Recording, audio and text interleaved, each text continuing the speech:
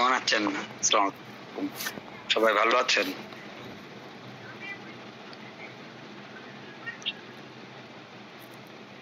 জি sir, আলহামদুলিল্লাহ। আপনি ভালো আছেন?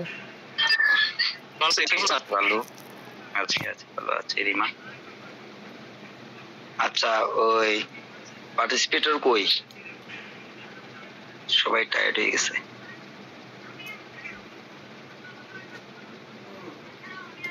আরো কেউ আছে জয়েন করবে নাকি শুরু করব? চলতে আপনি শুরু করে দেন, সমস্যা নাই, আমি জয়েন হলে হবে।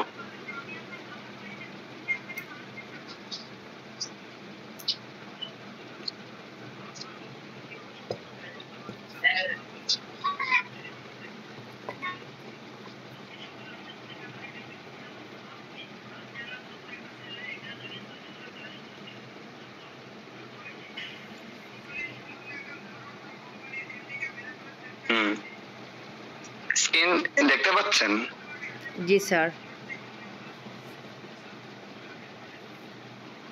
আচ্ছা আচ্ছা, আজকে আমরা অনেকগুলো ক্লাস পার করে আসলাম,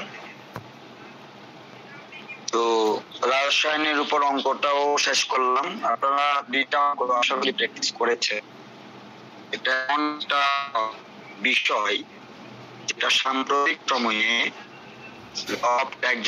পরে আপনাদের অনেকগুলি বিষয় হয়তো আপনার জীবন চলার পথে প্রফেশনাল লেভেলে আপনাদেরকে আপডেট রাখতে হবে, তাই সাবজেক্টটা অত্যন্ত গুরুত্বপূর্ণ। আচ্ছা, এখন যেটা আজকে আমরা যে বিষয় স্যার আপনার স্ক্রিনটা দেখা যাচ্ছে না স্যার এখন, আর কথাগুলো বারবার কেটে কেটে আসতেছে।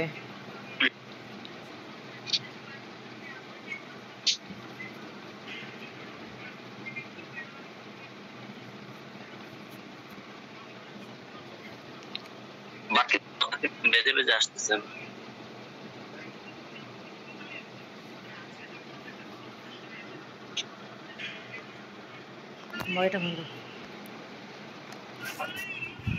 না স্যার, স্ক্রিন তো শেয়ার করেন নাই। আচ্ছা আচ্ছা, আবার শেয়ার করছি। আমার এখানে এতটুকু পর্যন্ত নেট আছে আজকে, কিন্তু কেউ যদি একেবারে শুনতে না পান তখন আমাকে জানায়েন। আর ঠিক আছে, কথা ক্লিয়ার। যাদের শোনা যাচ্ছে না তাদের নেটওয়ার্ক হয়তো সমস্যা। রাইট। আচ্ছা, আমি যে বিষয়ে আজকে আলোচনা করব সেই বিষয়গুলো প্রশ্ন আকারে এখানে আসছে, তো আজকের এটাতে স্বাগতম জানাচ্ছি সবাইকে। যেমন নাম্বার 1 হচ্ছে কারা আয়ের বিবরণী দাখিল করতে বাধ্য? আয়ের বিবরণী কারা দাখিল করবেন?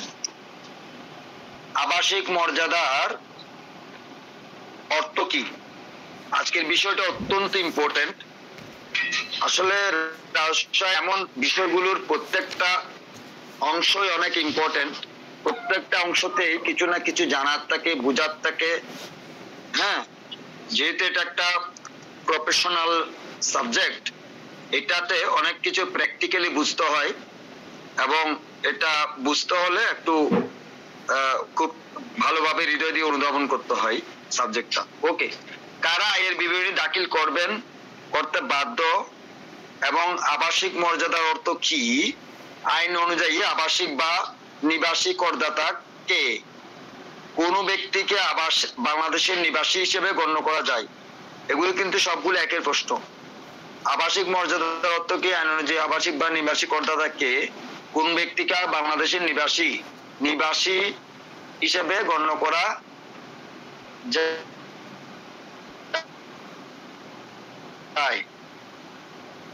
আরেকটি বা নিবাসী মর্যাদা নিরূপণ করো। আবাসিক মর্যাদা কিভাবে মোটাই ও করদায়কে প্রভাবিত করে? উত্তরে যায় কারা আয়ের বিবরণী দাখিল করতে পারো। এখানে বাংলাদেশের আয়কর আইন 2023 ধারা 166 অনুযায়ী আয়কর রিটার্ন দাখিল সংক্রান্ত বিধানাবলী নির্ধারণ করা হয়েছে। এই ধারা অনুযায়ী নির্দিষ্ট কিছু ব্যক্তি বা প্রতিষ্ঠান নির্ধারিত সময়ের মধ্যে রিটার্ন দাখিল করতে বাধ্য। ধারা কত? কত বললাম 166 ওকে। তাহলে এই ধারা অনুযায়ী সবাইকে আয়কর রিটার্ন দাখিল করতে হবে নির্দিষ্ট কিছু ব্যক্তি এবং প্রতিষ্ঠানকে। এখন এই যে নির্দিষ্ট যা বাংলাদেশের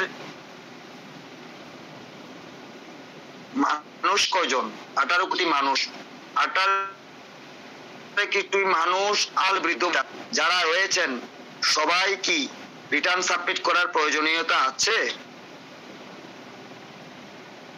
নাই। তাহলে কারা সাবমিট করবেন?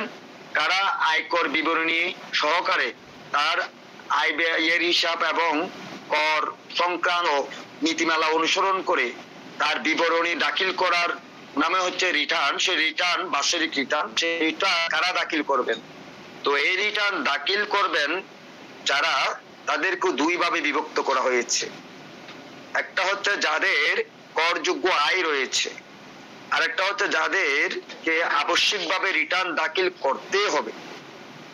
এমন কিছু প্রতিষ্ঠান আছে তার ইনকাম তার ব্যক্তি আছে, তার ইনকাম তার আয় খাত বা সবাইকে রিটার্ন দাখিল করতে হবে। আর এক শ্রেণীর লোক ব্যক্তি আছে বা এক শ্রেণীর করদাতা রয়েছেন যাদের কর আয় তার সেটা করতে হবে।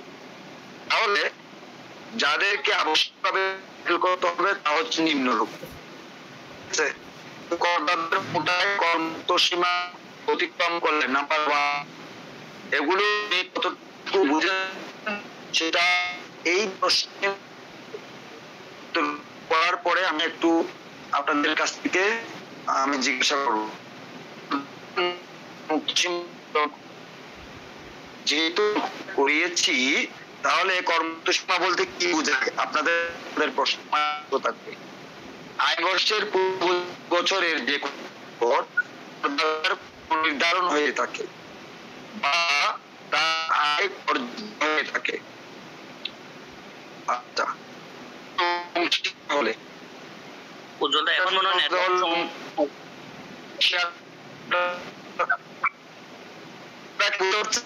উজ্জ্বলদা হ্যাঁ এখন সমস্যা করতেছে, আপনার ভেঙে ভেঙে আসতেছে, স্ক্রিনও দেখা যাচ্ছে না। আচ্ছা আমার এখানে নেট ক্লিয়ার আছে আসলে, বুঝছে?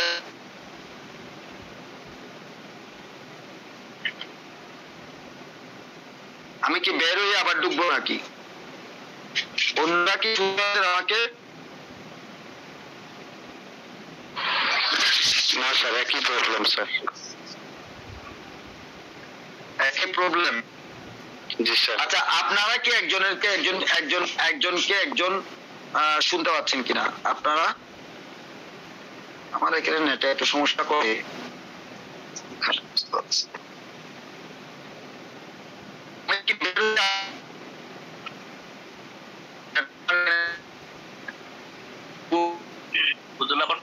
আবার প্রথম থেকে ঢুকেন, বের হয়ে আবার প্রথম থেকে ঢুকেন।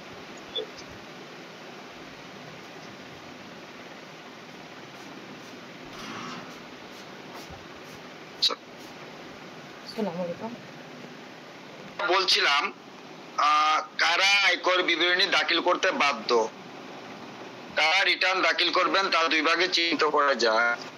যথা যাদের করযোগ্য আয় রয়েছে এবং যাদের আবশ্যকভাবে রিটার্ন দাখিল করতে হবে। তো যাদেরকে আবশ্যকভাবে রিটার্ন দাখিল করতে হবে তা নিম্নরূপ। কারা অবশ্যই রিটার্ন দাখিল করবেন? আপনারা কি জানেন বাংলাদেশে যারা রিটার্ন দাখিল করেন এদের সংখ্যা কয়জন? কেউ কি জানেন? আমি ক্লাসের বিভিন্ন সময়ে হয়তো এটা শেয়ার করেছি। আচ্ছা সেটা নাই বা জানলেন। আপনারা জানেন বাংলাদেশের ভোটারের সংখ্যা কজন? এটা এই তথ্যটা কি কারো কাছে আছে? না ভাইয়া।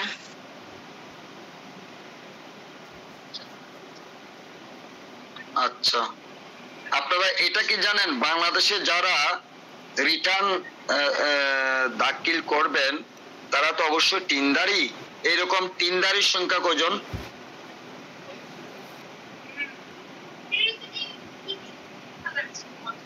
আচ্ছা তাহলে আমি যদি ব্যাপারটা শেয়ার করি এরকম যে বাংলাদেশে 2024 সালের যে আপনার ক্যালকুলেশন সেই অনুযায়ী আপনার প্রায় বাংলাদেশে 11,9,00,000 আপনার ভোটারের সংখ্যা।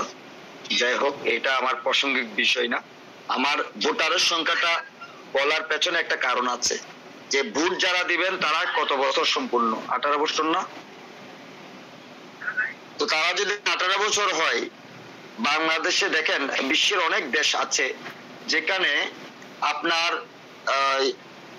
যেটা প্রাতিষ্ঠানিক শিক্ষা, বুঝছেন, যেটা আমরা একাডেমিক শিক্ষা বলে থাকি, সেটার পাশাপাশি আমাদের মানে কারিগরি শিক্ষাগুলো কিন্তু পরিচালিত সমানভাবে হয়।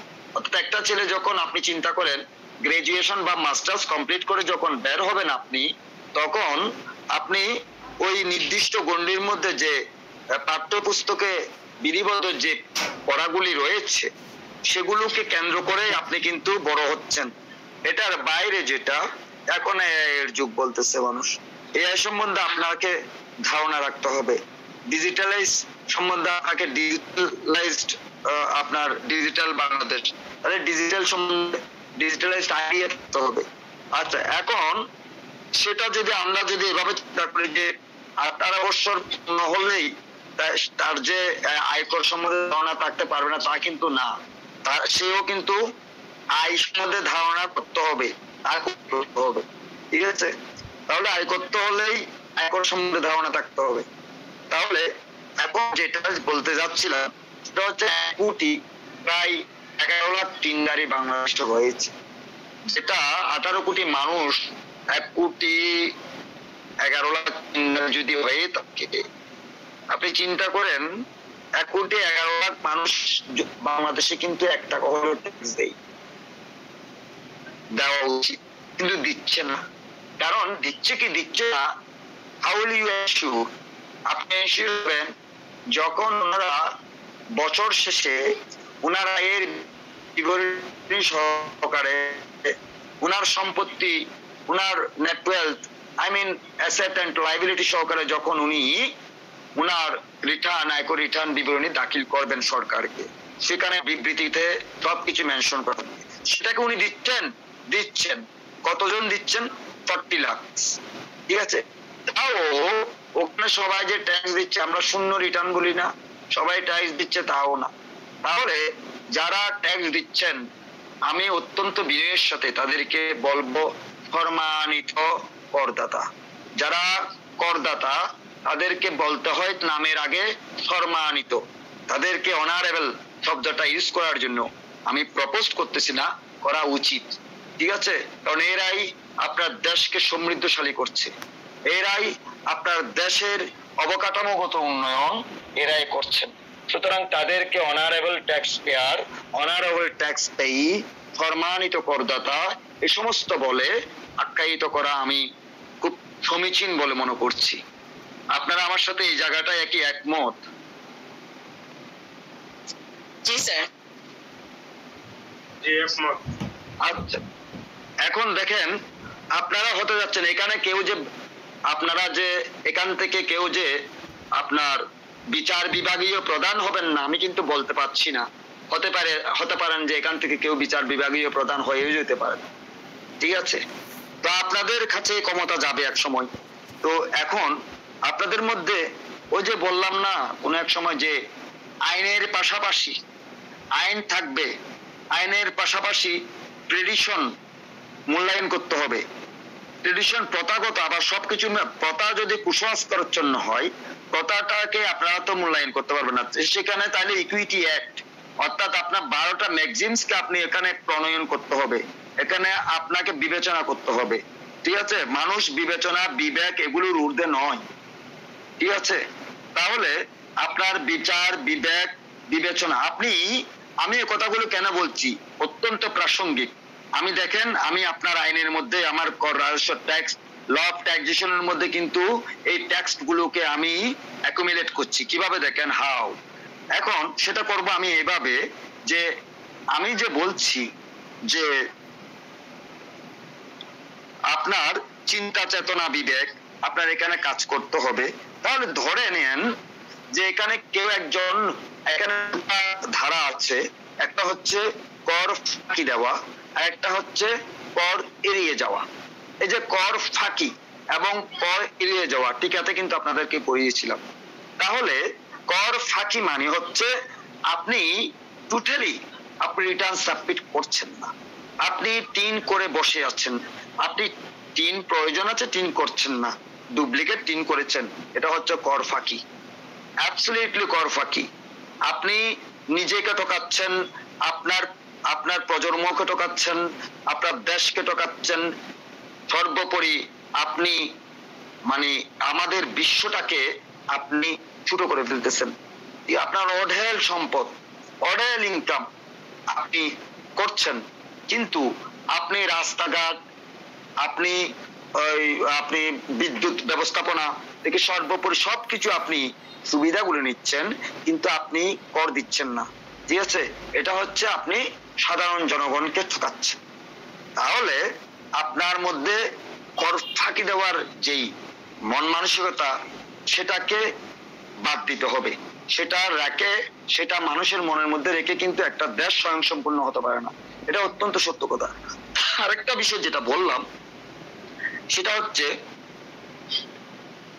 দেখেন 18 কোটি মানুষ বললাম, এখান থেকে 5 কোটি মানুষ কি বাংলাদেশে কর্মক্ষম না? নিশ্চয় কর্মক্ষম। তাহলে 1 কোটি 11 লাখ টিন্ডারে কেন? 5 কোটি লোকেই তো টিন্ডারে হওয়ার কথা ছিল, তারা আয় করছে, পর্যাপ্ত আয় করছে। তাহলে 5 কোটি লোক কেন আওতার মধ্যে আসছে না? এখানে আমি মনে করেন আমি একটা রিটার্ন সাবমিট করছি, আমি সরকারকে আমি দান করছি, আপনি একজন কিছু দান পাচ্ছে, দুটো তাদের বুঝছেন, এটাকে দান। 1 টাকা দিল সেটাকে যেরকম দান বলে, 1 কোটি টাকা দিলে ওই শব্দটাই বলে, গিফট বলে, দান বলে। তাহলে আপনি ওই কাজটা করছেন না কেন? আমরা কেন করছি না এটা? যদিও আপনি প্রশ্ন রাখতে পারেন যে আমরা তো দিচ্ছেন ইনডাইরেক্ট ট্যাক্স, প্রত্যক্ষ কর দিচ্ছেন না, এটাকে প্রত্যক্ষ কর নিয়ে ডিসকাশন করছি আমরা। আপনি তো পরোক্ষ করও দিচ্ছেন না ভাই। বাংলাদেশে যতগুলো দোকানপাট, ঠিক আছে, যতগুলো ইনকামের সেক্টর, কোম্পানি, আপনার প্রতিষ্ঠান রয়েছে, ঠিক আছে, সেগুলোকে সবাই কি আপনার পরোক্ষ করগুলো কি আসলে কমপ্লায়েন্স করছে? যাই হোক, এটা বাংলাদেশের অনেক বড় রাজস্ব আইনের ইয়ে আছেন, ঠিক আছে, তারাই অবকাঠামো আছেন, তারাই হয়তো এটা চিন্তা করবেন। কিন্তু আমার মানে আপনাদের কাছে এটা হচ্ছে প্রপোজাল যে বিষয়গুলো ভেবে চিনতে আপনার যদি লেখাগুলো যদি ওই ধরনের যদি স্বয়ংসম্পূর্ণ হয়, তাহলে দেখবেন আপনি অধিক নাম্বার পেতে মানে সক্ষম হবেন। আপনার মধ্যে বিচার বিবেচনাগুলো নিয়ে আসবেন। যাই হোক, পড়াতে চলে যাচ্ছি। যাদের ঠিকভাবে রিটার্ন দাখিল করতে হবে, পড়ার মুখ্য উদ্দেশ্য হচ্ছে 1 কোটি 11 লাখ তিন দেয় 40 টাকা রিটার্ন দিচ্ছেন, তাহলে তার মধ্যে সবাই যে ট্যাক্স দিচ্ছেন তাও কিন্তু না। তাহলে আমরা কিন্তু ওই যেটা বলছিলাম যে যারা দিচ্ছেন 10 টাকা দিচ্ছেন দেওয়ার কথা, তারা 5 টাকা দিচ্ছেন, তো তাদেরকে সম্মানিত করদাতা বলতে হবে। আমার বলার উদ্দেশ্য হচ্ছে এটা, তারা তো দিচ্ছে, তারা কমপ্লায়েন্স করছে। এবার আমি সরকারের কাছে আমি বিনীতভাবে বলছি যে তাহলে সরকারে যে যারা বুদ্ধারা আছেন, তারা হিসাব নিকাশ করে অত্যন্ত সম্মানের সহিত যেটা করতে হবে সেটা হচ্ছে ওনাকে বলতে হবে, ভাই আপনি তো 10 টাকা 5 টাকা দিচ্ছেন, আপনি ওই 10 টাকা আরো 5 টাকা আছে, এটা একটু ক্যালকুলেশনের বিষয়, এটা একটু আপনি ক্যালকুলেশন করে আপনার যে অ্যাকাউন্টেন্ট আছেন, আপনার যে কর বিষয়ক অভিজ্ঞ লোক আছেন, তাদের সাথে কথা বলে আমাকে আরো 5 টাকা দেওয়ার গভর্নমেন্টকে ব্যবস্থা করেন, এইটা তাকে বুঝাই দিতে হবে অত্যন্ত সম্মানের সহিত। উনি কিন্তু 5 টাকা দিচ্ছেন, যিনি দিচ্ছেন না উনি কিন্তু 10 টাকা নিয়ে কিন্তু বেরিয়ে যাচ্ছেন। সো দ্যাট উনি ভালো, যিনি দিচ্ছেন উনি কর এড়িয়ে যাওয়া আর কর ফাঁকি দেওয়া, তার মানে ওটা দুটা বিষয় বললাম আর কি। তাহলে উনি পুরো কর এড়িয়ে যাচ্ছেন, এটা বিভিন্ন কারণে হতে পারে, ওনার হিসাবের অজ্ঞতার কারণে হতে পারে, ঠিক আছে, ওনার হিসাবের আবার আরেকটা ব্যাপার হতে পারে যে হ্যাঁ ঠিক আছে উনি জেনে বুঝে ইন্টেনশনালি কাজটা করতেছেন, তাহলে সেটা ওনাকে বলতে হবে, বুঝছেন। উনি তো দিচ্ছেন, উনি তো আসতেছেন, আপনার কাছে যাচ্ছেন, হাজিরা দিচ্ছেন, সো দ্যাট ওনাকে সম্মানিত করদাতা বলতে হবে রে ভাই। করদাতার মোট আয় করমুক্ত সীমা অতিক্রম করলে, ওই যে অঙ্কতে পড়াইছিলাম না 3,50,000 টাকা পর্যন্ত ফ্রি ইনকাম, এটাকে বোঝাচ্ছে আয় বর্ষের পূর্ববর্তী 3 বছরে যে কোনো বছর করদাতার কর্ম নির্ধারণ হয়ে থাকে বা তার আয় করযোগ্য হয়ে থাকলে, ফার্মের অংশীদার হলে, কোম্পানির শেয়ার হোল্ডার পরিচালক বা শেয়ার হোল্ডার কর্মচারী হলে, গণকর্মচারী সরকারি কর্মচারী হলে, কোনো ব্যবসায় বা পেশায় যে কোনো নির্বাহী বা ব্যবস্থাপনা পদে বেতনভোগী কর্মী হলে, কর অব্যাহতি প্রাপ্ত হ্রাসকৃত হারে করযোগ্য আয় থাকলে, করযোগ্য আয় না থাকা সাপেক্ষে 20 লক্ষাধিক টাকার ঋণ গ্রহণে, আমদানি নিবন্ধন সনদ বা রপ্তানি নিবন্ধন সনদ থাকলে ওনাকে বাধ্যতামূলকভাবে দিতে হবে। সিটি কর্পোরেশন বা পৌরসভা এলাকায় লাইসেন্স প্রাপ্তি বা নবায়নের জন্য যদি আপনি এটা আপনার যদি ট্রেড লাইসেন্স থাকে তাহলে আপনাকে এটা সাবমিট করতে হবে।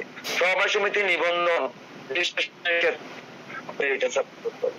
ক্রেডিট কার্ড প্রাপ্তি এবং বহাল লাগতে এটা সাবমিট করতে হবে। এখন আপনি দেখেন আমাদের যে 2025 সালের, আচ্ছা যাকে এটা আপনাকে প্রশ্ন রাখবো, দেখি কেউ জানেন কিনা এই প্রশ্নের আলোকে। কার প্রশ্ন থাকলে বলুন তো দেখি।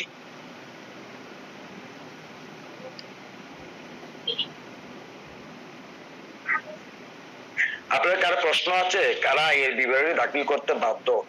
এই ব্যাপারে আমি অনেক ডিসকাশন করেছি।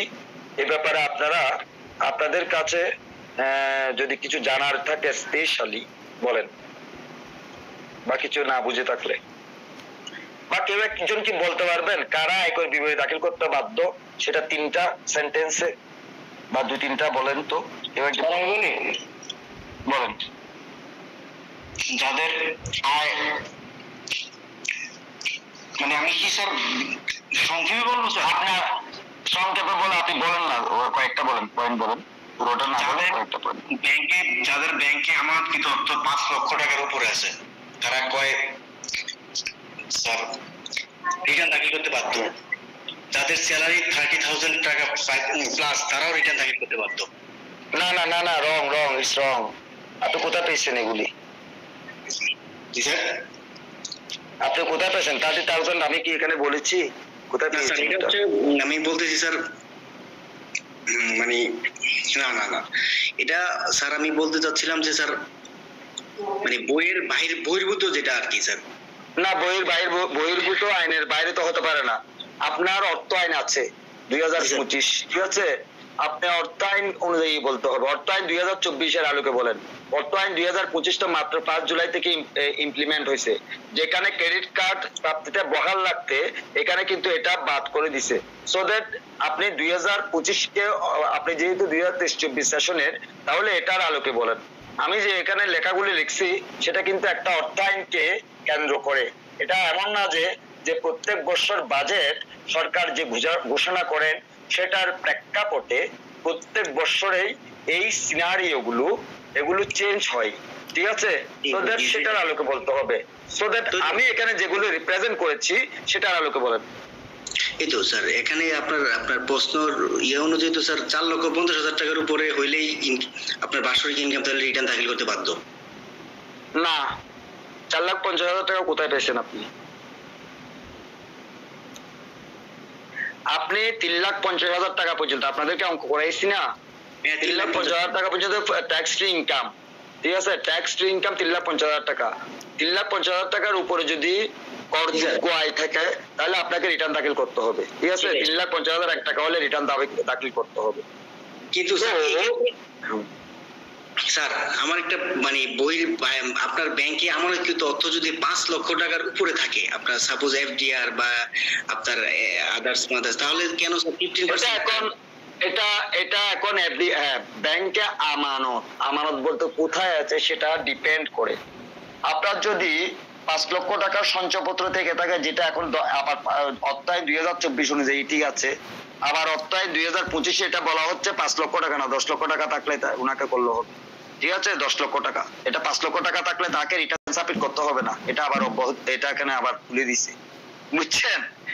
আপনার অর্থ আইনগুলোকে আপনাকে ফোকাস করতে হবে, বুঝছেন? আপনার রাজস্ব আইন এমন একটা বিষয় যে আপনার প্রতিনিয়ত you should to know SRO, RO, special order, ঠিক আছে, তারপরে গ্যাজেট, ইটস অল এভরিথিং আপনাকে প্রতিনিয়ত আপডেট থাকতে হবে। সরকার আপনাকে বাজেট ঘোষণার পরও যে অর্থায়ন ওনারা করেন, এরপরও কিছু নোটিশ ওনারা দেন, সেগুলোতে আপডেট থাকতে হবে। এখানে যদি আপনি যদি এখন যদি সকালবেলা যদি আজকে যদি আমি এই জিনিসটা জানি, কালকে যদি সরকার যদি আরেকটা এসআরও দিয়ে দেয়, আরেকটা গ্যাজেট প্রকাশ করেন, সেই গ্যাজেটটা সম্বন্ধে আপনাকে আইডিয়া থাকতে হবে। ব্যাপারটা বুঝছেন? এখন ব্যাপারটা হচ্ছে আপনি যেহেতু পরীক্ষার্থী, গ্যাজেটটা যেন আপনার 2 বছর পরের বা 2 বছরের ডিফারেন্স যেন না হয়। 2-3 বছর পর অনেকে কিন্তু ওই আগেরটা নিয়ে 4-5 বছর আগের, আমি অনেকগুলো বই দেখেছি যেখানে 5 বছর আগের ইনফরমেশন গুলো এখনো পর্যন্ত রয়ে গেছে, অথচ আজকে প্রায় 2025 সালের ফাইন্যান্স অর্ডিন্যান্সের চলতেছে, ঠিক আছে, অর্থ অর্ডিন্যান্স আপনাদের পাবলিশড, সো দ্যাট এটা তো ধারাবাহিক ভাবে এগুলোতে চেঞ্জ হওয়া উচিত, ঠিক আছে। তো মানুষ তো ধারণাগুলো করে যে ওই আগে কও কেন আমি তো পড়ছিলাম, ওটা নো, আপনাকে আপডেট থাকতে হবে, ঠিক আছে। আর রসায়নটাই হচ্ছে এরকম। আমি কি বুঝাতে পারলাম? জি স্যার। ওকে, আচ্ছা, আর কেউ একজন বলেন তো এখানকার আলোকে বলেন।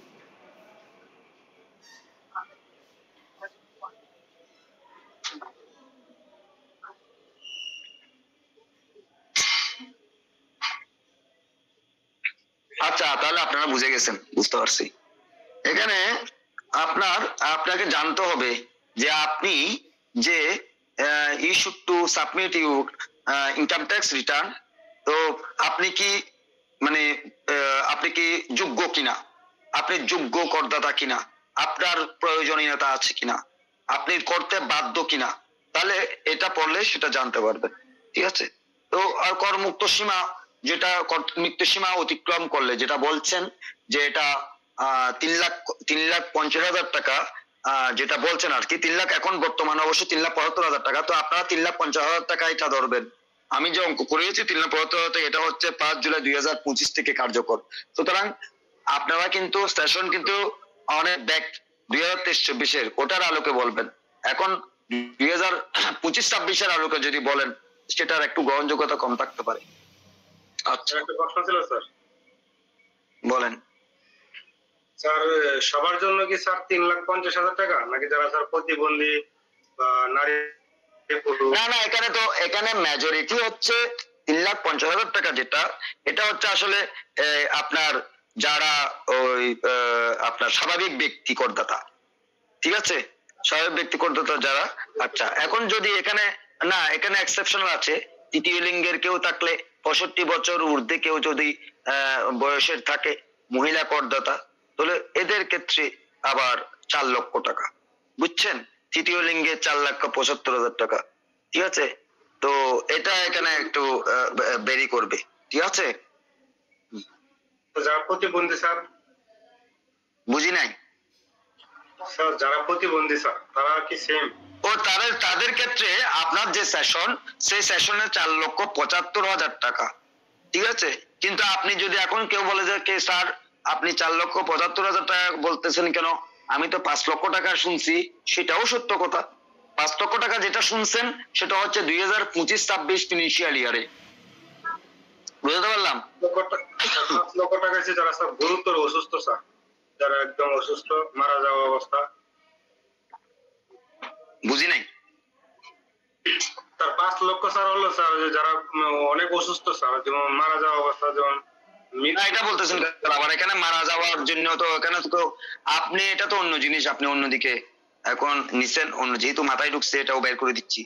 65 এখানে বলতেছে 65 বছরের ঊর্ধ্বে যদি করদাতা থাকেন, তাদেরকেও কিন্তু ওই করমুক্ত আয়ের সীমা, তাদেরকেও রিটার্ন সাবমিট করতে হইতো। তারা জায়গা জমিন বিক্রি করবে না। মনে করেন 65 বছর ঊর্ধ্বে করদাতা, উনি কি করবেন, উনি এখন অসুস্থ হয়ে গেছেন, উনি এখন সম্পত্তি বিক্রি করে ফেলেন, বিক্রি করে 3 ছেলের মধ্যে ভাগ করে দিবেন। এখন উনার যে 10 বছর বিক্রি করবেন, সেটা বিক্রি করতে উনি পারতেছেন না। কেন পারতেছেন না? কারণ উনার মেয়ে বিয়ে দিবেন, পারতেছেন না। কেন পারতেছেন না? কারণ উনি রিটার্ন সাবমিট করতে হবে। রিটার্ন সাবমিট করতে হলে ওনাকে কি করতে হবে?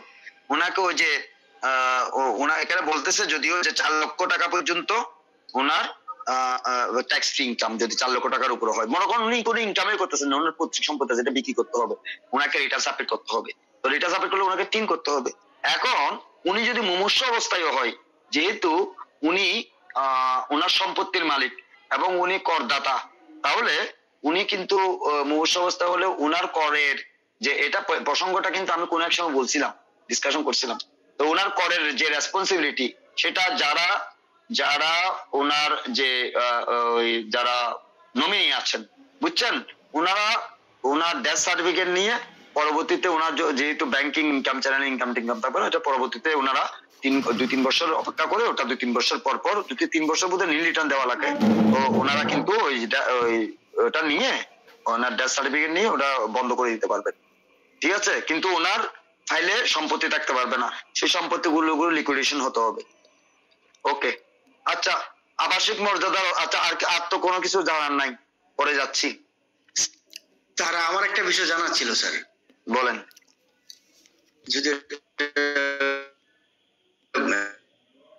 স্যার এই যে ট্যাক্স আইডেন্টিফিকেশন নাম্বার, এটা স্যার আমার বেনিফিট কি স্যার, একটু যদি আমাকে বুঝিয়ে বলতেন।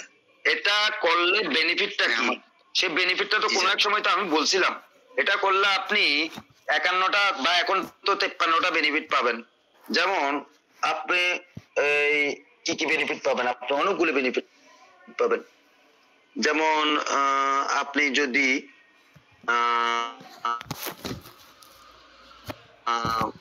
প্রথম কথা হচ্ছে আপনি 10 লক্ষ টাকার উপরে আপনি সঞ্চয়পত্র, মনে করেন বর্তমান আইনের আলোকে বলি, আপনার সঞ্চয়পত্র ঠিক আছে করতে যাচ্ছেন, আপনি তো করতে পারবেন না যদি আপনি টিন না করেন। এখন আপনি জমি ক্রয় বিক্রয় করতে যাচ্ছেন, এই ক্ষেত্রে আপনি যদি টিন না করেন। স্যার আমি একটু বলি, আপনি যেটা বলছেন 10 লক্ষ টাকার উপরে যদি সরকারি ব্যাংকে আমি সঞ্চয়পত্র কিনি, সেখানে আমাকে শো আপ করতে হবে, কিন্তু প্রাইভেট ব্যাংকে তো এটা লাগে না স্যার। কে বলছে? না স্যার লাগে না। সঞ্চয়পত্র কারা করে? প্রাইভেট ব্যাংকে করে। প্রাইভেট ব্যাংকে এগুলো কোনো ওটা তো এফডিআর, ওটা সঞ্চয়পত্র কেমনে হয়? সঞ্চয়পত্র সঞ্চয়পত্র কোথায় করতে হয় আপনাকে? প্রাইভেট ব্যাংক যেগুলো, হ্যাঁ, তো সঞ্চয়পত্র অধিদপ্তরে করতে হয়। তো এটা সরকারি অধিদপ্তর, আপনাকে তো ওখানে রিটার্ন সাবমিট না করলে, রিটার্নের অ্যাকনলেজমেন্ট কপি না দেখালে এটা করবে না, ঠিক আছে? আর প্রাইভেট ব্যাংকে যেটা করে সেটা হচ্ছে এফডিআর, এরা কোনো ব্যাংকে এটা করলে এটা তাদের নিজস্ব পলিসির ব্যাপার, এটাতে আমি বলতে পারবো না। কিন্তু ওটা তো আপনি যেটা বলতেছেন এটা রং। আবার জমি ক্রয় বিক্রয় করতে গেলে, আপনি জমি ক্রয় বিক্রয় করতে গেছেন, প্রাইভেট ব্যাংকে আপনার যদি স্যার 15 রিটার্ন যদি নাও শো আপ করে, কিন্তু ট্যাক্স কিন্তু স্যার 15% কেটে নেয়। তাহলে এই 15% কিন্তু আপনাদের কাটবে না। যদি আপনি রিটার্ন অ্যাকনলেজমেন্টটা তাকে দিয়ে দেন, সে কিন্তু 15% এর পরিবর্তে 10% কাটবে, তাহলে আপনি বেনিফিটটা পাচ্ছেন, ঠিক আছে? তাহলে আমি যে প্রথমে বললাম, তাহলে আপনারা প্রথম প্রশ্নটা আমার অনুধাবন করতে পারেন নাই। আপনি যে প্রশ্নটা করেছেন আমাকে এখন, সেটা কিন্তু কারা এর বিবরণী দাখিল করতে বাধ্য, এখানে কিন্তু অনেকগুলো মেনশন করা আছে। যারা এই সুবিধাগুলো নেবেন, কি কি সুবিধা? এই যে দেখেন এখানে আছে সিটি কর্প, আপনার ট্রেড লাইসেন্স আছে, আপনি রিটার্ন তো দাখিল করতে হবে, না তো আপনি বিজনেস করতে পারবেন না ইয়ার বাই ইয়ার, ঠিক আছে? ঋণ করতে যাচ্ছেন 20 লক্ষ টাকার অধিক ব্যাংক থেকে, কিন্তু আপনি বুঝি নাই। স্যার প্রাইভেট ব্যাংকে স্যার লোন নিতে গেলে স্যার ওই যে টিন সার্টিফিকেট আর স্যার রিটার্ন সাবমিট করতে হয়। এখানে টিন সার্টিফিকেট কোন এক সময় ছিল, এখন নাই সেটা। এখন রিটার্নটা সাবমিট করে আপনাকে রিটার্নের অ্যাকনলেজমেন্ট কপি, যেটাকে পিএসআর বলা হয়, proof of submission of return, ঠিক আছে? এটা দিতে হবে, ঠিক আছে? আচ্ছা এখন দেখেন, আর বুঝছেন? ক্লিয়ার সবার? জি জি স্যার। আচ্ছা এই দেখেন, এই যে ইস্যুগুলো অনেক ইম্পর্টেন্ট, আপনারা অনেক কঠিন জিনিস অনেক সহজে জেনে যাচ্ছেন, ঠিক আছে? আচ্ছা, আবাসিক মর্যাদার অর্থ কি? আইন অনুযায়ী আবাসিক বা নিবাসী করদাতাকে কোন ব্যক্তিকে বাংলাদেশের নিবাসী হিসেবে গণ্য করা হয়। এখানে আবাসিক মর্যাদা হচ্ছে মানে কথাটার অর্থ হচ্ছে রেসিডেন্সিয়াল স্ট্যাটাস, বা নিবাসী করদাতা বলতে বোঝায় কোন ব্যক্তি বা প্রতিষ্ঠান নির্দিষ্ট আয়বর্ষে বাংলাদেশে কতদিন অবস্থান করেছেন বা তার কার্যক্রম কতখানি বাংলাদেশে পরিচালিত হয়েছে তার ভিত্তিতে তাকে আবাসিক বা অনাবাসিক হিসেবে চিহ্নিত করা হয়। উৎস হচ্ছে আয়কর আইন ধারা 2-45। ঠিক আছে, আসেন এখানে ব্যাপারটা একটু ক্লিয়ার করি। আবাসিক মর্যাদা কিভাবে নির্ধারণ করা হয়? বিভিন্ন করদাতার আবাসিক বা নিবাসী মর্যাদা নিরূপণ করো। আসতে পারে অথবা দিয়ে। আবাসিক মর্যাদা বা নিবাসী করদাতা বলতে বোঝায় কোন ব্যক্তি বা প্রতিষ্ঠান সত্তা নির্দিষ্ট আয় বর্ষে বাংলাদেশে কতদিন অবস্থান করেছেন বা তার কার্যক্রম কতখানি বাংলাদেশে পরিচালিত হয়েছে তার ভিত্তিতে তাকে আবাসিক বা অনাবাসিক নন রেসিডেন্ট হিসেবে চিহ্নিত করা হয়। আচ্ছা, আয়কর আইন 2023 অনুযায়ী আবাসিক মর্যাদা বা নিবাসী করদাতা হচ্ছে নিম্নরূপ। আয়কর আইন 2023 এর 245 অনুযায়ী কোন একক ব্যক্তি নিম্নের যে কোনো শর্ত পূরণ করে তিনি আবাসিক বা নিবাসী করদাতা হিসেবে গণ্য হবেন। ধারাবাহিকভাবে অথবা কোনো আয় বৎসরে কমপক্ষে 183 দিন বা ততোধিক অবস্থান করলে, ষষ্ঠটা আয় বৎসরে ধারাবাহিকভাবে বা সমষ্টিগতভাবে 90 দিন বা ততোধিক বা পূর্ববর্তী 4 বছরের মধ্যে ধারাবাহিক বা সমষ্টিগতভাবে মোট 365 দিন অবস্থান করলে। এগুলো বুঝতেছেন? স্যার এটা তো দেখাচ্ছে না স্যার স্ক্রিনে। কেন এতক্ষণ তো দেখা গেছিল, দেখা যাচ্ছে না এখন? বাকিটা কি দেখতে পাচ্ছেন? স্যার আপনি যে না স্যার, দেখা যায় স্যার, আর কত স্যার, নম্বর ছোট স্লাইড? ছোট করে লেখা। আমরা 47 দেখতে পাচ্ছি। স্ক্রিন ছুটে গেছে কেন আবার? আচ্ছা তাহলে আবার শেয়ার করতেছি এটা।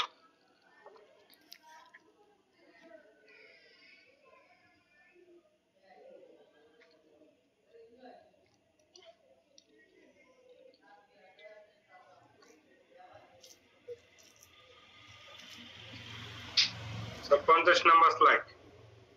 জি স্যার এখন দেখা যাচ্ছে, এখন দেখা যাচ্ছে স্যার। এখন দেখা যাচ্ছে?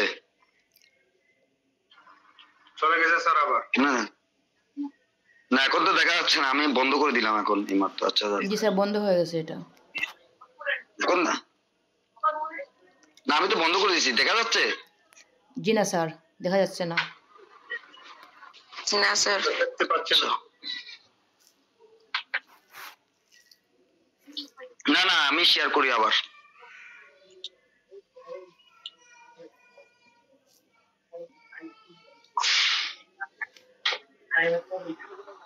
স্যার দেখতে পাচ্ছি স্যার 50 নম্বর স্লাইড স্যার।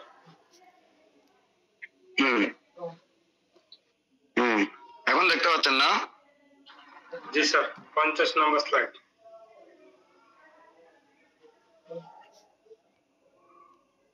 না, আচ্ছা এটা এটা দেখতে পাচ্ছেন এখন? এখানে না, নিচে 13 নম্বর স্লাইড লেখা আছে, দেখেন স্লাইডের। এখন দেখেন আবাসিক, যেটা বলছিলাম, আয়কর আইন 2023 অনুযায়ী আবাসিক মর্যাদা বা নিবাসী করদাতা নিম্নরূপ। আয়কর আইন 2023 এর 245 অনুযায়ী কোন একক ব্যক্তি নিম্নের যে কোনো শর্ত পূরণ করলে তিনি আবাসিক বা নিবাসী করদাতা হিসেবে গণ্য হবেন ধারাবাহিকভাবে অথবা কোনো আয় বৎসরে কমপক্ষে 183 দিন অবস্থান করলে বাংলাদেশে। ঠিক আছে, তাহলে নিবাসী করদাতা মানে কি? আচ্ছা, আবাসিক বা নিবাসিক, এখানে একটা কথাই শেষ, এত লেখা আপনারা নিজেরা পড়ে নিয়েন। আমি একটা কথা বলি শুধু, যে আবাসিক বা নিবাসী, ঠিক আছে, একই কথা কিন্তু অনিবাসী। তাহলে আবাসিক বা নিবাসী হচ্ছে যিনি বাংলাদেশে অবস্থান করেন এবং যিনি বাংলাদেশের, ঠিক আছে, লোক। তারপরে যিনি বাংলাদেশে বিভিন্ন ভাবে এই শর্ত অনুযায়ী 245 ধারা অনুযায়ী অবস্থান করেন। কিভাবে এটা বলবো। আর আরেকটা হচ্ছে অনিবাসী, হচ্ছে যিনি বিদেশে অবস্থান করেন, ঠিক আছে, কিন্তু বাংলাদেশে কর প্রদান করেন, ঠিক আছে, উনি হচ্ছেন অনিবাসী। তাহলে সংক্ষেপে যদি বলি, ধারাবাহিক ভাবে অথবা কোনো আয় বৎসরে কমপক্ষে 183 দিন যদি অবস্থান করে বাংলাদেশে, উনি কিন্তু নিবাসী হবেন। তাহলে নিবাসীদের একটা সুবিধা থাকে, তারা করের যে ইয়াটা তারা করে কম দিতে পারেন, কিন্তু অনিবাসীরা কর বেশি দিতে হয়।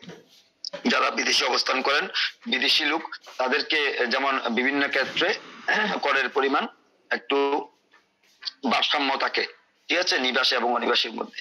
তাহলে সংশ্লিষ্ট আয় বৎসরের ধারাবাহিক বা সমষ্টিগতভাবে 90 দিন বা ততোধিক পূর্ববর্তী বা 4 বছরের মধ্যে ধারাবাহিক বা সমষ্টিগতভাবে যদি মোট 365 দিন কেউ অবস্থান করলে ওনাকেও নিবাসী হিসেবে গণ্য করা হয়।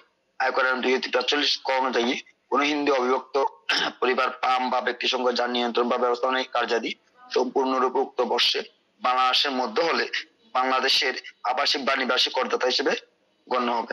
আয়কর আইন 2023 এর ধারা 245 গ অনুযায়ী কোন বাংলাদেশি কোম্পানি অন্য কোন কোম্পানি যার নিয়ন্ত্রণ ব্যবস্থাপনা করে যদি সম্পূর্ণরূপে উক্ত বর্ষে বাংলাদেশের মধ্যে হলে বাংলাদেশে আবাসিক বা নিবাসী করদাতা হিসেবে গণ্য হবেন। আচ্ছা, এরপরে দেখেন আরেকটাতে চলে যাই, আবাসিক মর্যাদা কিভাবে মোটাই করদাতাকে প্রভাবিত করে। আপনারা ধরে রাখেন এই 4টা প্রশ্ন থেকে কিন্তু 2-3টা চলে আসবে কিন্তু এবার আপনাদের পিরিয়ডে। আয়কর আইন 2023 এর ধারা 245 অনুসারে, না আমি ধারণা করলাম আর কি ভাই, আমি এক্সামিনার না আবার, বুঝছেন? আবার কোন প্রশ্নপত্র আমরা আমাদের রাহান ভাইয়ের পরিবার আমরা কোনো আবার প্রশ্নপত্র ফাঁস করি না, দেখেছেন? আমি কিন্তু এখানে অনেক প্রশ্ন রেখেছি, এখানে সবগুলো তো আসবে না। তো আমরা একটা ধারণা করছি যে এগুলো সাধারণত বিগত 5 বছরের কষ্টের আলোকে এগুলো আসার সম্ভাবনা আছে। আপনারা এগুলোর উপর যদি প্রিপারেশন নেন, এগুলোর বাইরে আপনাদের আর কোনো প্রস্তুতি নিতে হবে না। 2টা অঙ্কের ফর্মুলা আপনারা জেনে গেছেন, একটা অঙ্ক তো আপনারা নিঃসন্দেহে দিতে পারবেন ওখান থেকে আর আলাদা করে কোনো কিছু আসবে না। অঙ্কগুলোকে ভালোভাবে হৃদয়ঙ্গম করবেন। আবাসিক ব্যক্তি, যেটা বলছিলাম, আবাসিক মর্যাদা কিভাবে মোটাই ও করদাতাকে প্রভাবিত করে। আয়কর আইন 2023 এর 245 ধারা অনুসারে আবাসিক ব্যক্তি অর্থে সে ব্যক্তি যিনি নির্দিষ্ট আয় বর্ষে বাংলাদেশে 182 বা ততোধিক সময় অবস্থান করেছেন অথবা যার ব্যবসা বা সত্তার নিয়ন্ত্রণ ব্যবস্থাপনার মূল কেন্দ্র বাংলাদেশে অবস্থিত। আবাসিক মর্যাদা কিভাবে মোটাই ও করদাতাকে প্রভাবিত করে। মোটাই নির্ধারণের প্রভাব, আবাসিক ব্যক্তি সত্তা হলে বাংলাদেশে অর্জিত আয় যোগ বিদেশে অর্জিত আয় উভয়ই করযোগ্য হবে। যদি কোনো ব্যক্তি বাংলাদেশে আবাসিক ব্যক্তি হন, ঠিক আছে, নিবাসী হন, তাহলে বাংলাদেশের অর্জিত আয় এবং বিদেশে তিনি যে অর্জিত আয়গুলো করছেন, হ্যাঁ, তাহলে উভয়ই করযোগ্য হিসেবে বিবেচিত হবে। এমনকি যদি বিদেশে আয় ব্যাংক জমা থাকে বা দেশে না পাঠানো হয়, তবুও সেটি করযোগ্য হিসেবে গণ্য হবে। অনাবাসিক হলে কেবল বাংলাদেশে অর্জিত আয় করযোগ্য হবে।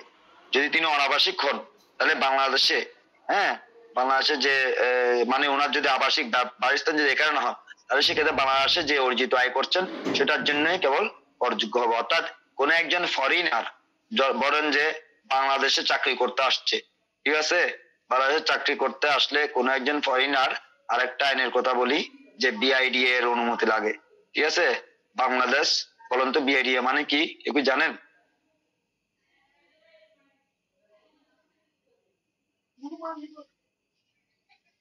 বাংলাদেশ ইনভেস্টমেন্ট ডেভেলপমেন্ট অথরিটি মনে হয়, বুঝছেন? ওনাদের অনুমতি সরকারি প্রতিষ্ঠান। যে তলে এখানে বলতেছে কেবল বাংলাদেশে অর্জিত আয় করযোগ্য হবে, বিদেশি আয় যেটি দেশে আসে না বা দেশের সাথে সম্পর্কিত নয় তা করযোগ্য হবে না। উদাহরণ, জনাব রাকিব একজন বাংলাদেশি নাগরিক যিনি সৌদি আরবে চাকরি করেন এবং বছরে 20 লাখ টাকা উপার্জন করেন। তিনি বছরে মাত্র 50 দিন বাংলাদেশে থাকেন, তাহলে তিনি কি অনাবাসিক না আবাসিক? তিনি কি নিবাসী? অনাবাসিক। ওই যে একটু আগে পড়লাম, ওটা যদি বুঝতে পারেন তাহলে তিনি যেহেতু 50 দিন, তাহলে আমি ওনাকে অনাবাসিক হিসেবে বিবেচনা করব, বুঝছেন? তাহলে তার বিদেশি আয় বাংলাদেশে করযোগ্য নয়। উদাহরণ 2, জনাব কামাল একজন ব্যবসায়ী যিনি 200 দিন বাংলাদেশে অবস্থান করেন এবং বিদেশি বিনিয়োগ থেকেও আয় করেন, তাহলে তিনি কিন্তু আবাসিক, ঠিক আছে। তার বিদেশি আয় সহ সব আয় বাংলাদেশে করযোগ্য হবে, ঠিক আছে। তাহলে আমরা কি পেলাম? আচ্ছা, ঘ, আচ্ছা, কর সুবিধা কর অব্যাহতি প্রাপ্তিতে প্রভাব আছে। আচ্ছা, 2 নম্বরে যাই। 1 নম্বর মোটায়, আবাসিক মর্যাদা কিভাবে মোটায় করদাতাকে প্রভাবিত করে, এটা শেষ করে ফেলি। আচ্ছা, কর সুবিধা বা কর অব্যাহতি প্রাপ্তিতে প্রভাব। আবাসিক ব্যক্তি অনেক কর অব্যাহতি বা কর রিয়াত সুবিধা পেয়ে থাকেন। আবাসিক ব্যক্তি ওই একটু আগে যেটা বললাম, যেমন বিনিয়োগের কর রিয়াত পান, দান খাতে কর ছাড় পান। ওই যে একটা অঙ্ক করাইছিলাম না, তো ওখানে যে বিনিয়োগ, ওখানে যে সঞ্চয়পত্র বা বিভিন্ন খাতে জাকাত টাকাত খাতে যে বিনিয়োগ গুলো যে করেছেন, তাহলে জাকাত খাতে দান করে যে বিনিয়োগ যেগুলো করেছেন, তাহলে সেক্ষেত্রে যে কর রিয়াত পেয়েছেন, কর ছাড় পেয়েছেন, ট্যাক্স ক্রেডিট পেয়েছেন, সেগুলো একজন আবাসিকই পেয়ে যাবেন, আবাসিক ব্যক্তি। অনাবাসিক পাবেন না। অবসর প্রাপ্তা সংক্রান্ত ছাড় ইত্যাদি পেয়ে থাকেন। অনাবাসিকদের অনেক ক্ষেত্রে এই সুবিধাগুলো প্রযোজ্য হয় না, সীমিত ভাবে প্রযোজ্য হয় অথবা সীমিত ভাবে ক্ষেত্রে বেশি প্রযোজ্য হয়। উদাহরণ, জনাব রফিক আবাসিক যদি আবাসিক যদি বা কোন শিক্ষিত পেনশন স্কিমে বিনিয়োগ করেন, এলএসএস বা, আচ্ছা, তিনি রিয়াত পাবেন। কিন্তু অনাবাসিক হলে একই বিনিয়োগেও হয়তো কর রিয়াত পাবেন না। জনাব প্রফেসর আবাসিক চলে অর্থাৎ পেনশন স্কিমে বিনিয়োগ করলে উনি কিন্তু কর রিয়াত পাবেন, কিন্তু উনি যদি অনাবাসিক হন, বিদেশি হন, তাহলে উনি পাবেন না। উচ্চ কর করতেন উনি, পাইলে মনে করেন ফরেনার আসলো, উনাকে একটা প্রতিষ্ঠানে জব করেন, কিন্তু উনি ওখানে প্রভিডেন্ট ফান্ডের টাকাও পাচ্ছেন, পেনশন স্কিমে টাকা পাচ্ছেন, কেমন? তাহলে এটার ক্ষেত্রে উনি কিন্তু কর রিয়াত পাবেন না, ফরেনার উনি, এই কারণে। ঠিক আছে, কিন্তু ক্ষেত্র বিশেষে পেয়ে থাকেন। ক্ষেত্র বিশেষ এগুলো ব্যাখ্যা জনিত ব্যাপার। ওই যে বললাম যে উনি যদি একটা এখানে নির্দিষ্ট সময় পার হয়ে গেলে উনি এখানেও নিবাসী হিসেবে, হ্যাঁ বিদেশি অনিবাসী আর কি, অর্থাৎ অনিবাসী নিবাসী, হ্যাঁ ওনাকে বলা হয়। সেক্ষেত্রে ক্ষেত্র বিশেষে উনি যে হিসেবে হারে করে পেয়ে থাকেন। উচ্চ কর কর্তনের প্রভাব অনাবাসিকদের আয় ধারা 3 নম্বর। অনাবাসিকদের আয় ধারা 119, যেমন রেমিটেন্স থেকে প্রাপ্ত সেবা মূল্য, রয়্যালটি, পরিচালন ফি ইত্যাদি থেকে উচ্চ হারে টিডিএস কাটা হয়। আবাসিকদের ক্ষেত্রে সাধারণত কম হারে টিডিএস কাটা হয়। যেমন এখানে যে আয়কর আইনের 119 ধারা যেটা বলছি, সেখানে ব্যাপারটা হচ্ছে আপনাদের ক্ষেত্রে যদি কোথাও জব করেন, তাহলে একটা ওই যে অঙ্কের ক্ষেত্রে আমরা বললাম না স্ল্যাব, যে প্রথমে আপনার 1 লক্ষ টাকার প্রথম 3.5 লাখ টাকা ফ্রি, তারপরে 1 লক্ষ টাকার উপরে 5%, এটা বললাম না। কিন্তু বিদেশিদের ক্ষেত্রে এখানে ডাইরেক্ট 30% টিডিএস কাটতে, কোম্পানি কেটে ফেলবে, এখানে কোনো স্ল্যাব পাবে না, সুবিধা পাবে না। এটাই হচ্ছে পার্থক্য। তাহলে কি বোঝা যাচ্ছে যে আবাসিকরা অনেক সুবিধা পান, কিন্তু অনাবাসিকরা সুবিধা পান না। আচ্ছা, তাহলে উদাহরণ যেমন একজন বিদেশি প্রযুক্তি পরামর্শদাতা, এখানে উদাহরণটা দেওয়া আছে, আমি দিছি। যদি অনাবাসিক তবে তার ফি 20%, কর্মকর্তা হলে বেতন থেকে কি 30% এখানে বলে দিছি। হ্যাঁ টিডিএস কাটা হতে পারে, কিন্তু তিনি যদি আবাসিক হন তাহলে 10% বা তার কম অথবা প্রগতিশীল হারে কর কাটা হতে পারে। ঠিক আছে, আয় বিবরণী দাখিল, ইনকাম রিটার্ন ফাইলিং এর প্রভাব আবাসিকদের ক্ষেত্রে পুরোপুরি আয় বিবরণী, বিস্তারিত আয় চার খরচ দাখিল বাধ্যতামূলক। অনাবাসিকদের ক্ষেত্রে নির্দিষ্ট আয় বা সীমার উপরে গেলেই দাখিল করতে হয়। আচ্ছা, উদাহরণ জনাব জসিম আবাসিক 5 লক্ষ টাকা আয় করেন, তাকে রিটার্ন দিতে হবে। ঠিক আছে। আচ্ছা, জনাব সাজিদ অনাবাসিক বাংলাদেশে 1.5 লক্ষ টাকা আয় করলে রিটার্ন দাখিল করতে হবে না। একটা করযোগ্য লিখে দিবেন। জনাব জসিম আবাসিক, উনি আবাসিক 5 লক্ষ টাকা করযোগ্য আয় করেন, তাকে রিটার্ন দাখিল করতে হবে। তাহলে জনাব সাজিদ অনাবাসিক বাংলাদেশে এত টাকা 1.5 লাখ টাকা আয় করলে রিটার্ন দাখিল করতে হবে, কারণ এখানে উনি তো করযোগ্য আয় করছেন না। সম্পত্তি বিবরণী বা কর নিরীক্ষায় প্রভাব। আচ্ছা, স্বাভাবিক ব্যক্তি বা সত্তাকে সম্পদের বিবরণী জমা দিতে হয় ধারা এত অনুযায়ী 167 অনুযায়ী। অনাবাসিক ব্যক্তি যদি করযোগ্য নির্দিষ্ট সীমা অতিক্রম না করেন, তবে অনেক সময় সম্পদ বিবরণীর প্রয়োজন হয় না। বিদেশি আয় প্রমাণ বা ডাবল ট্যাক্সেশন এড়ানো। আবাসিকদের বিদেশে আয়ও কর আরোপ হয়, কিন্তু ডাবল ট্যাক্সেশন অ্যাভয়েডেন্স এগ্রিমেন্ট, যেটাকে ইংরেজিতে ডাবল ট্যাক্সেশন অ্যাভয়েডেন্স এগ্রিমেন্ট ডিটিএএ অনুযায়ী সেই করের পরিমাণ 4 বা সমন্বয় দেওয়া হয়। অনাবাসিকদের ক্ষেত্রে ডিটিএ সুবিধা সাধারণত প্রয়োজন পড়ে না। এখানে কি বলছে দেখেন, বিদেশি আয় প্রমাণ ও ডাবল ট্যাক্সেশন এড়ানো। ঠিক আছে, এক্ষেত্রে যেটা হয় সেটা হচ্ছে আবাসিকদের বিদেশি আয়ও কর আরোপ করতে হয় অনেক সময়, যারা আবাসিক। ঠিক আছে, উনি যে বিদেশি আয় করছেন সেখানে কিন্তু উনি কর আরোপ করতেছেন, অর্থাৎ ঠিক আছে, কিন্তু ডাবল ট্যাক্সেশন অ্যাভয়েডেন্স এগ্রিমেন্ট অনুযায়ী সেই করের পরিমাণ 4 বা সমন্বয় দেওয়া হয়। এই ধরনের এগ্রিমেন্ট করা থাকলে বিদেশে, তাহলে সেক্ষেত্রে ওনারকে কিন্তু ওই আর সমন্বয় মানে পরিমাণে 4 বা সমন্বয় দেওয়া হয়। অনাবাসিকদের ক্ষেত্রে ডিটিএ সুবিধা সাধারণত প্রয়োজন পড়ে না, যারা অনাবাসিক আছেন আর কি, অনিবাসী যারা। আচ্ছা, উপসর্গ আবাসিক মর্যাদা কর আইনে একটি মৌলিক বিষয়। এটি নির্ধারণ করে একজন ব্যক্তি বা সত্তার ঠিক কোন ধরনের আয় করযোগ্য হবে, করদায় কতটুকু হবে, কর বইতে 4 করদায় টিডিএস রিটার্ন দাখিল সবকিছুর উপর আবাসিক মর্যাদার গুরুত্বপূর্ণ প্রভাব পড়ে। এ হচ্ছে আজকের আলোচনার বিষয়। অনেকগুলো প্রশ্নের আলোকপাত আজকে করেছি, যেমন তার মধ্যে যদি একটু রিক্যাপ করি, কারা এর বিবরণী দাখিল করতে বাধ্য, আবাসিক মর্যাদা অর্থ কি, বা নিবাসী মর্যাদা কি। আচ্ছা, আবাসিক মর্যাদা কিভাবে নির্ধারণ করা হয়, বিভিন্ন করদায় আবাসিক বা নিবাসী মর্যাদা নিরূপণ করো, একই কথা। আবাসিক মর্যাদা কিভাবে মোটাই ও করদায়কে প্রভাবিত করে। এই 4টা প্রশ্ন যদি আপনি জানতে পারেন, আয়কর বিষয়ে অনেকগুলো অভিজ্ঞতা আপনার মধ্যে কাজ করবে। আশা করি আপনাদের আজকের ক্লাসটা ভালো লেগেছে। খুব সংক্ষেপে কারো যদি প্রশ্ন থাকে আপনারা করতে পারেন।